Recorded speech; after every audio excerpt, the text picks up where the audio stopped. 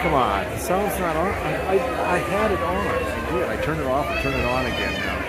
But you did that too. I said when I turned it on, the sound was on. It says it was on. You said it was off. You corrected it? Well, I turned it off and turned it on again, but it was already on. I don't know.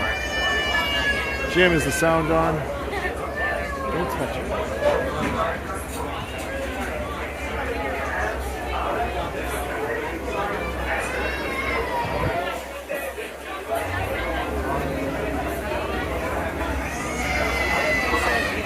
Okay. Good. All right, we're just a few minutes away from boarding here, so that's good.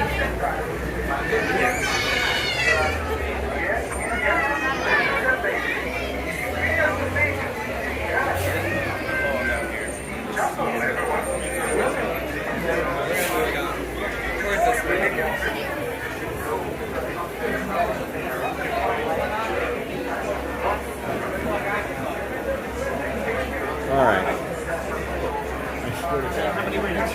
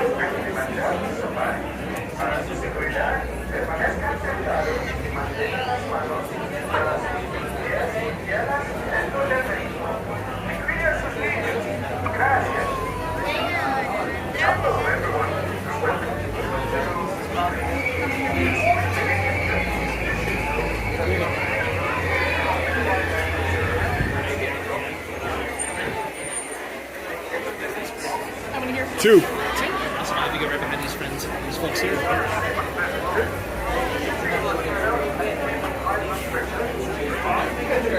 Here, you want it? Oh. You want to be on the outside? Yeah, no, I see. You don't like crossing over, so I could give you this. I think they're putting us. We're going to be on the end. Yeah, we're going to be on the right side.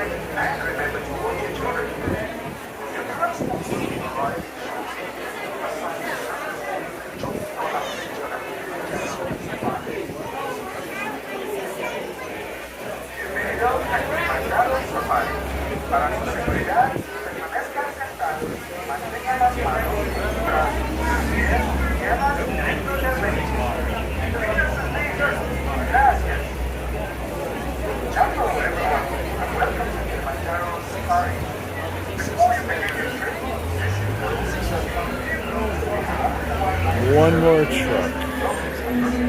Okay, the group ahead of us is now boarding, and then our truck comes after this one. After this truck, we're on.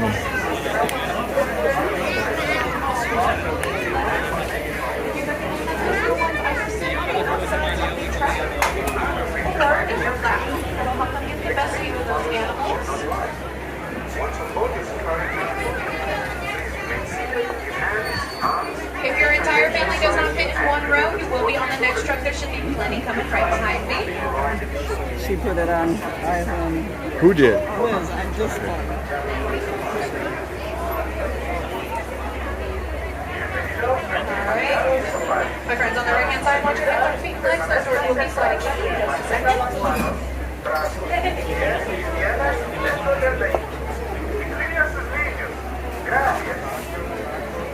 Hello, everyone, and welcome to Kilimanjaro Safari. While we all wait for the trucks in front of us to get there, it's going to be animal spotting guide. As you give you a nice overview of some of the animals we might Okay. Come on, truck. Go. To ensure a safe and pleasant trip, you should be in good health and free from high blood pressure, heart, diabetes, motion sickness, or aggravated by this adventure. Expect other solutions online. Once aboard your safari transport, please remain seated with your hands, arms, feet, and legs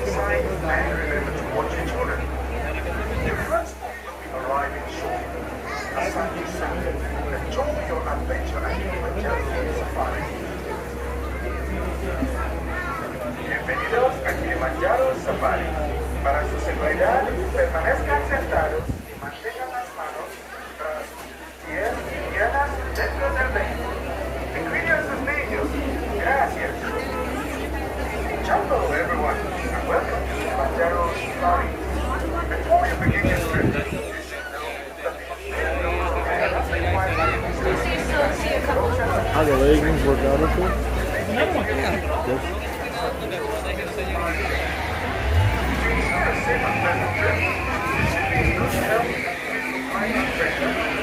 Oh, here we go.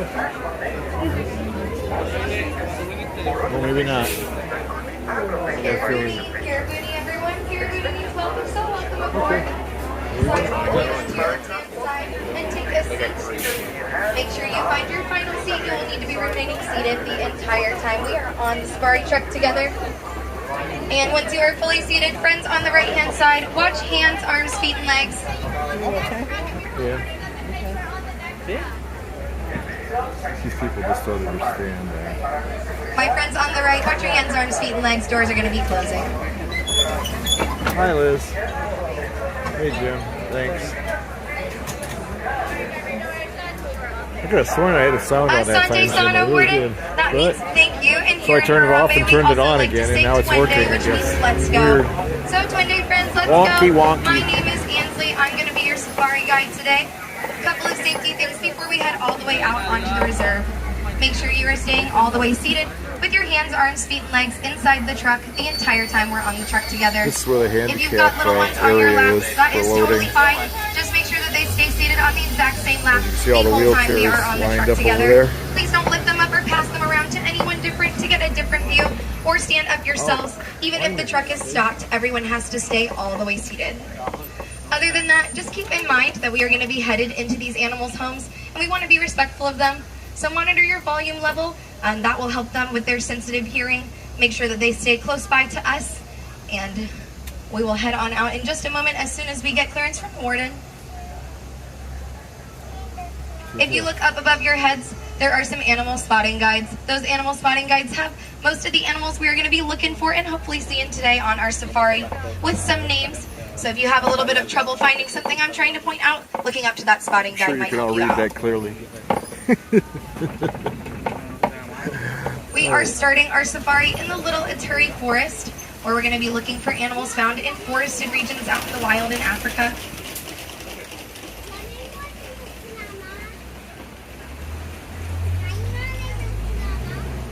If you look over to your right-hand side, our first animal is an okapi. Now, okapi do have striped legs that do resemble zebra's legs, but they're not related to them. They're actually a close relative to the giraffe. They share quite a few physical features, but my favorite one to talk about is their prehensile tongue. Now, that word prehensile means that it can reach and grab with its tongue. For the giraffe and okapi, they're going to use it to help them to eat vegetation. They'll be able to grab branches, bring them closer to their mouths, also strip those branches of leaves and pluck vegetation down. We also have a prehensile limb, and that's our hand. It can reach and grab. To give you an idea of some other prehensile limbs, and we'll probably see some more on animals up ahead. To the right, the antelope walking by is going to be a bongo. Bongos are nicknamed the ghosts of the forest because they are excellent at camouflaging themselves. But if you look to the left, we are going to see a couple black rhinos. They're another friend with a prehensile limb. They actually have a triangular prehensile upper lip. So if you look really close, you might see that triangle-shaped upper lip. I'm going to pause for a moment right over here so we can get a good look.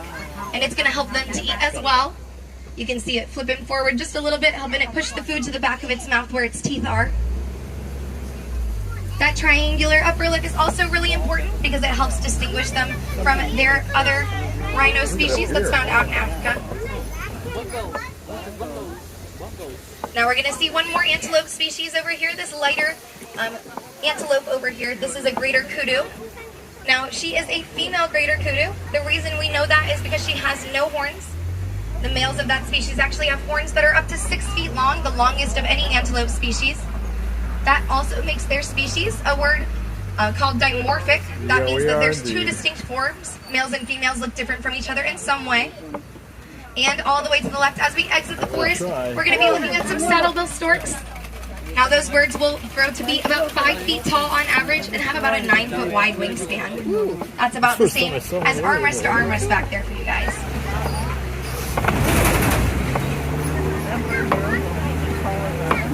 We're headed towards the Safi River, where we're first going to see the river on our right, then our left. So if you're having some trouble seeing over to the right, all the way from the left-hand side, just be patient and we'll get you a better look over on the left, hopefully.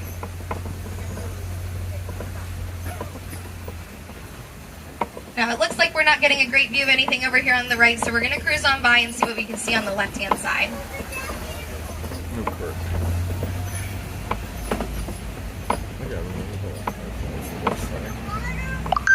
Over here on the left, right behind this island, there is a Nile hippopotamus hanging out. Now, Nile hippopotamus can hold their breath on average for about 5 to 8 minutes. So even though they breathe air like we do, they can stay in the water or underwater a lot longer. In the wild, they'll only leave the water for about 2 hours a day. That's just to go and get vegetation to eat their herbivores, and then they'll return to the water the rest of their time. The big white birds joining them are pink-backed pelicans. And pink-backed pelicans get their name from the pink back that they will have during their mating season due to a mechanism pretty similar to the one that causes our cheeks to turn pink when we blush. Okay. I missed the hippo. I don't know. Oh, I saw it. You were on it. You saw it. Your Now, if camera you look was on all it. the way to the left, in the back corner over here by these waterfalls, we'll get one more glimpse at some Nile hippopotamus. You can see them all the way under the water holding their breath. A lot of the time when we pass on by, they do look a lot like floating boulders. There, you could see them. They were pink. Ooh, Jim, there's that thing from the African Jungle Track. As we cross this bridge, we're going to see a couple of Nile crocodile. I'll talk about them in just a moment.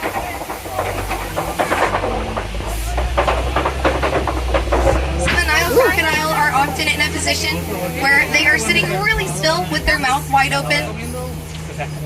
Now that is their form of thermoregulation. When they sit really still, they're not using any energy, and when they open their mouth up wide, they have a path to release all that excess heat out. As humans, the way that we are going to release our excess heat, our form of thermoregulation, is simply sweating, and the reason that we can sweat out that excess heat is because we have sweat glands. Now this tree to our right-hand side is a good sign that we're headed towards the savannas area of the reserve. Those trees are baobab trees. They're found out in the savannas in the wild. They spend about 9 months of the year looking just like that one that we saw with no leaves. And they will use water that they store up during the 3 months of rainy season on the savanna. And their big trunk, they'll release it as they need it. And that's allowed those trees to live for thousands of years out in the wild. We're going to be seeing some Hartman's mountain zebras. Now the Hartman's mountain zebra is a species of zebra, just like other species, that uses its black and white stripes to camouflage. Now the way that those black and white stripes allow them to camouflage, even though they're on a mostly brown and green landscape, is that those zebras will gather together in a big group or zeal of zebras and tightly pack themselves together. Their stripes will create an optical illusion that makes it look like they're one big blob as opposed to lots of individual zebras, and that keeps them hidden and safe from predators. We're also passing by a whole lot of wildebeest on our right-hand side. Herds of wildebeest can have as few as 2 wildebeest, but as many as up to 1.5 million wildebeest have been found in just a single herd out in the wild. Next lion's very happy. Now over to the left, if you look towards the den, we're going to get to see some African painted dogs. There's also one standing up right behind the tree in the middle of this area, as well as a couple hanging out in the shade behind the rock. We'll pause for just a moment once we get up here to look over these hedges.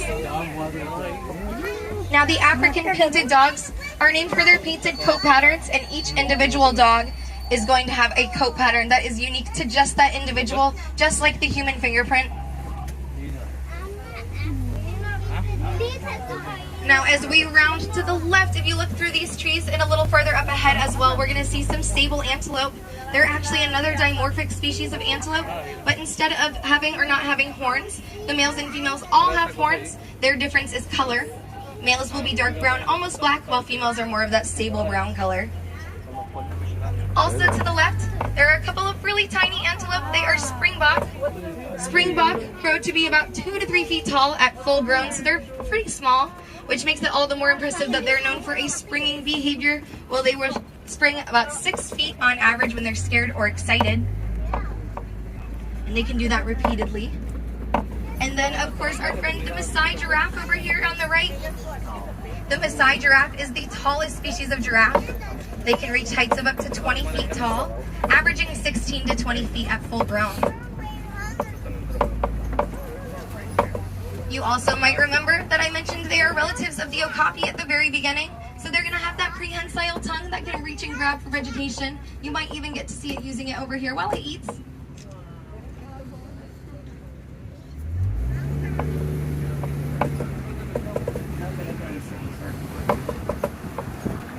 We're going to catch another glimpse of those zebra as well as the wildebeest as we round this bend, heading further into the savannas.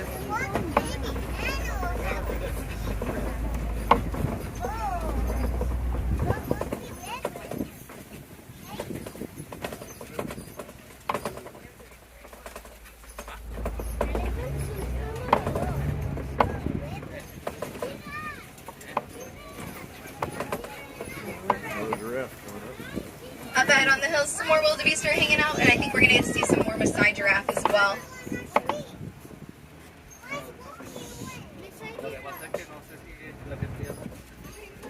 Now, if you look into this grouping of palm trees up ahead on our right-hand side, there is a Maasai giraffe hanging out, but below that Maasai giraffe, there are some long horns, and they belong to the Ankole cattle. The Ankole cattle have horns that can reach around 5 feet long on average. Look at those. Look at them. They're laying down. They might appear. They're laying down in that grove. You Hollow, can just see their containing a horns honeycomb structure with sticking blood out. vessels running through it. Now, those blood Ankole. vessels, when they have wind pass through them, will cool the entire body of the Ankole cattle. And so that is their form of thermoregulation found in those horns. And I'm going to pause another time so we can see this whole tower or group of giraffe around us. I think that we might actually get a chance to see those prehensile tongues in use up close over here. Honey, behind us. There's one right here. Walk right behind us. Oh my God, he's right So here. these animals can get pretty close. That's okay with us. We're gonna go ahead and keep on going on our safari, but the animals are allowed to go pretty much wherever they want. They have that choice. As I mentioned at the beginning, we're here in the animals' home. So if they want to go into the road, sometimes we'll have to wait for them to exit the road and stop our safari trucks, stop our safari for a little bit. Lucky for us, that one waited to cross into the road until we were just past it. So we got a really cool look and we get to keep on going.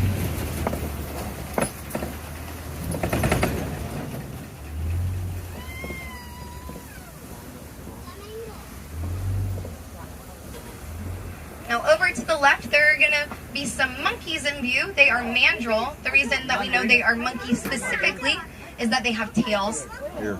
Mandrill are a pretty good example of a dimorphic species. Now, I don't know if I can see the male right now. You might have a different view than me and be able to find him somewhere out there. But you would know if you saw the male because he's going to be about 3 times the size of the females, about 100 pounds on average, and much brighter in color.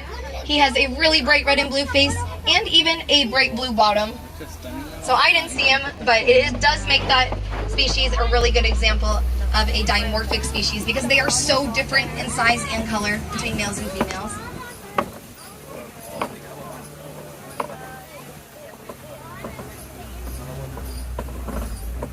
And if you look all the way over to your right, you'll catch a glimpse in the distance of an African elephant. Now I'm hoping we're going to get the chance to see some more up ahead. So I'm going to talk about some of the attributes of that elephant as we head that way. The African elephant has a few things in common with the animals we talked about already. They have a prehensile limb. That's their trunk. They can reach and grab with their trunk, just like we can reach and grab with our hand. I think their trunk is really good to compare to our hand versus the other prehensile limbs of the other animals, because just like us, the elephants will use their trunk to eat sometimes, but that's not the only reason that they will use those trunks. They'll be able to reach and grab and do lots of different behaviors. One of my favorites, that is a really cool marker of their intelligence, is that they'll grab for dust, dirt, and grasses with that. It forms a layer there. What they're doing is providing their skin a level of protection from the sun. Basically, they found their own way to put on sunscreen.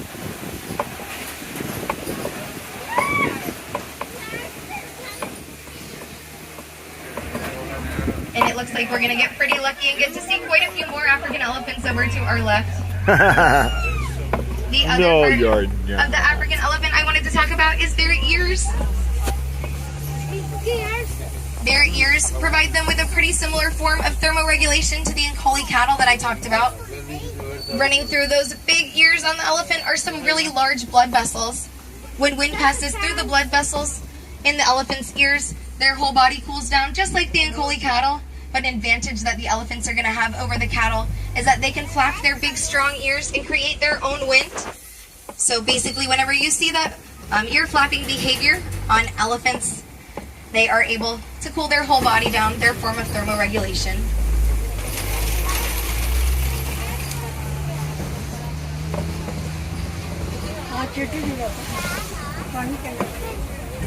Looks like we're going to see another elephant or two as we cruise on by. This one using its prehensile trunk.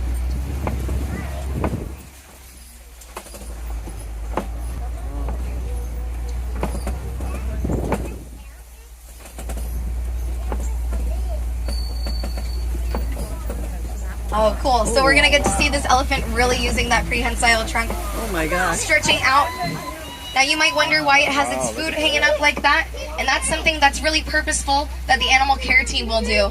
So that when they hang up that food like that, allowing the elephant to reach up with their trunk to grab it to eat, they are encouraging natural behaviors that the elephants would use out in the wild. It's called enrichment. Encouraging those natural behaviors allows those elephants to live a life as closely as possible that they would to the wild. And it increases their quality of life, allowing them to live a better life, have some better welfare out here. And then, of course, I can't ignore these friends over here to the left. These are the greater flamingo species. The greater flamingo is the largest species of flamingo. There's 6 out in the world. Now, you might have wondered why the flamingo stands on 1 foot a day or two in your life, and I have an answer for you. Flamingos, like other birds, have a really great sense of balance. And so because of that, they can actually use less energy than they would standing on 2 feet when they stand just on 1 foot. So by just having that 1 foot down, when they are resting and relaxing, they conserve energy more efficiently, and they can rest just a little bit better.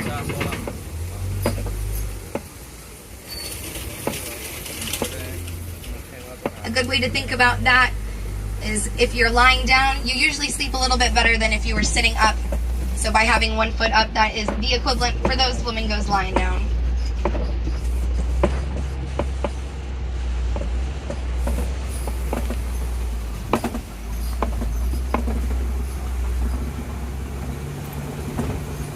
You want me to take it? I was just looking for animals. Now if you look to the right-hand side into this little opening in the trees, you're going to see some white rhinos. Those are the other species of rhino found out in Africa. Oh, they're up ahead here. I'm going to keep inching along because we might be able to get a better Oh, there view they are. into the opening over up ahead. Again, still on the right. Now the white rhino, I mentioned before that the shape of the black rhino's upper lip was a triangular prehensile upper lip. For the white rhino, they were actually named for their mouth shape because that's their distinguishing factor. The white rhino has a wide and square-shaped mouth, and the Afrikaan people named them the white rhino in their language. White in Afrikaan means wide, and so it was just a mistranslation that gave them that name, white rhino. They clearly do not have white skin. The black rhinos are not black in color, but if you look to their mouth shape, you will find that difference, be able to tell them apart. And now over to the left, we're going to see a cheetah. A couple cheetah, actually. It's really neat to see them active at this hour, too. Cheetahs are the fastest living land animal, and they can reach speeds of up to 60 miles per hour in as little as 3 seconds. But they do exhaust themselves at those speeds. It'll take all of their energy for them to go that fast. So it's actually really important for them to spend the majority of their time resting and relaxing, even out in the wild. You will often find them hanging out, lying down, taking a cat nap, doing all sorts of things to make sure that they have their energy all stored up for when they really need to use it.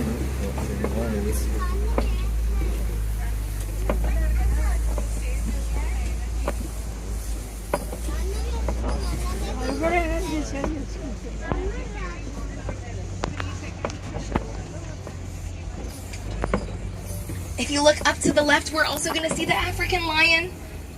There's The one. male is hanging out up there, also conserving his energy.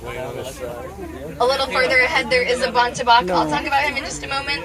But that African lion is another example of a dimorphic species, with the male having that big, beautiful mane and some tufts of fur behind his elbows that distinguish him from the females.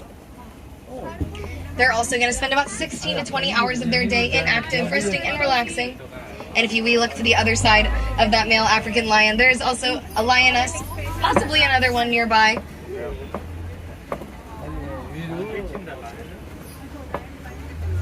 Now that Bontebok is a species that is actually really special to see because it's fully extinct out in the wild. They're only found in human care, and it's been that way for the last 200 years or so. There were only 17 left in the early 1800s, but humans have stepped in and done their best to bring their population size up to a stable number. There are now about 3,500 Bontebok in human care, and that gives them a really good chance of one day being released back out into the wild to create wild populations and no longer be considered extinct. There have been success stories for other species, and so we are hopeful for the Bontebok to be a success story one day too. Now we're going to get another view of those white rhino on our right, but also some ostrich. I'm going to pause for just a moment over here, and it looks like there's a little one up ahead, hanging out on the right-hand side as well, a little white rhino. So we'll see that one in just a second too. But those ostrich over there are the largest species of bird, and they lay the largest eggs of any egg-laying animal, and you'll see them down to your right. Oh, Those ostrich over there are also beautiful lady ostrich, and the reason that I know that is because they are simply just so gorgeous. It's actually because they're a dimorphic species. They're gray, males can be black. Look at the little baby. And we're getting a really good view of the white rhino baby over here. And when you know the baby is over here, mom is going to be close Mom's by. right there. So we're going to see mom pretty close too. Hello, hello, hello. Holy cow. That was the baby. Wow. That rhino was really close. I gotta reach out and touch that one. I did not. I was not going to.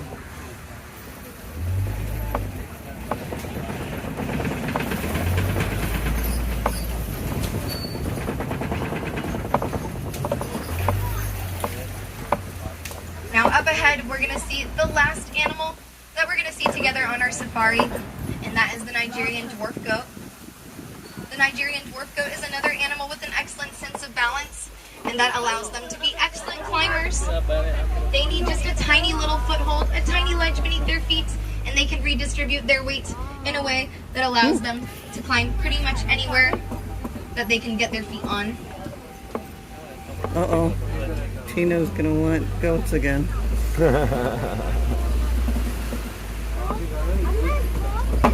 Yeah, we're already at our favorite park, so.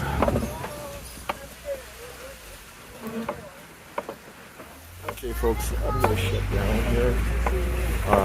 This is Now the as we end of make our way the back to get you guys unloaded on your next adventure, we're gonna try. I thought we could play a little I'm not game. guaranteeing, but I'm we're gonna gonna give you try. words that you might not have heard before. On the safari, Oh, okay, I'm going never to talk mind. about 3 of them. All right, folks. I'll give you the word, We're shut I'll give you the down. definition again, and if you just want to yell out an animal that we saw that had We'll to do see. with that word, you can do that if you want to participate. So I'm going to start I with the gotta word feed myself, dimorphic. too. That means there's 2 Okay, distinct kids, forms, we'll males see and you females look different. maybe Do you remember later, any maybe animals not. with that? I don't know. But that's the way we are, you know. The ostrich. So, The take ostrich care. was one of them. Bye. So what was different about the ostrich? Do we remember? You're welcome, Jim. Thanks. Thanks for watching. The